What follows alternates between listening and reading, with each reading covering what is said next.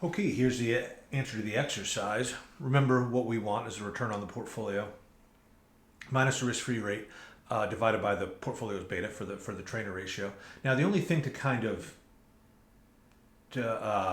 get here is it's fairly easy to get the annual return minus annual risk-free rate, right? So that's in our numerator here. The only thing is, how do we extract the row? We have this Reagan measures data frame, and we want the slope row, right? So here, this is our Reagan measures. And one thing you can kind of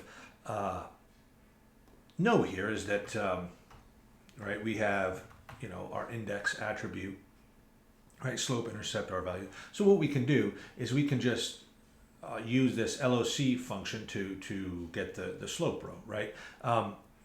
What we can also do is just use the number. Now, so in other words, it's in row 0, right? The first one there. Now, I would generally refer to it by name and not by number, particularly in code that I was going to, because in case that the order got changed somewhere. So I generally think this is safer, right? But you can also just refer to it by the number there. So doing that, again, this is going to give us this computation, this division, we'll do it element-wise. So this is going to take the first one here and divide it by the first one here and so forth.